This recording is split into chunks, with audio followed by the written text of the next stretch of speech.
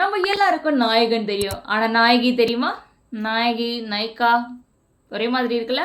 30 நாட்கள் 30 business video. இன்னைக்கு நாள் ஒன்று Falguni Nayar, the founder of Nykaa தான் பார்க்க போறோம். இவங்களோட ஜேர்னியை வந்து கோட்டாக் மஹேந்திரா பேங்க்ல ஒரு எம்ப்ளாயியா ஸ்டார்ட் பண்றாங்க. அண்ட் இந்த ஜேர்னியில குளோபலா அவங்க எக்ஸ்பேண்ட் பண்றதுக்கு ரொம்பவே ஹெல்ப்ஃபுல்லா இருந்திருக்காங்க. நிறைய ஆண்டர்பிரினர்ஸை சந்திக்கிறாங்க. அதை பார்த்து அவங்களுக்குள்ள ஒரு ஸ்பார்க் உண்டாகுது. 50 வயசுக்குள்ள நானும் ஒரு ஆண்டர்பிரினர் ஆகணும், நாயகின்ற ஒரு பிராண்ட் வந்து கிரியேட் பண்ணணும் அப்படின்னு நினைக்கிறாங்க. இந்த ஒரு பிராண்டுக்காக நிறைய உழைக்கவும் ஆரம்பிக்கிறாங்க. நிறைய ஐடியாஸ் அவங்க யோசிச்சு கடைசியா அவங்க மேக்கப் ப்ராடக்ட்ஸ்க்கான இ-காமர்ஸ் பிளாட்ஃபார்ம் அப்படிங்கிற ஒரு ஐடியால ஃபிக்ஸ் ஆகுறாங்க. அண்ட் இவங்க ஸ்டார்ட் பண்ண டைம்ல அமேசான், பிளிப்கார்ட், ஸ்னாப்டீல் இந்த மாதிரியான இ-காமர்ஸ் பிளாட்ஃபார்ம்ல மேக்கப் ப்ராடக்ட்ஸ் அவைலபிள் இருந்தது.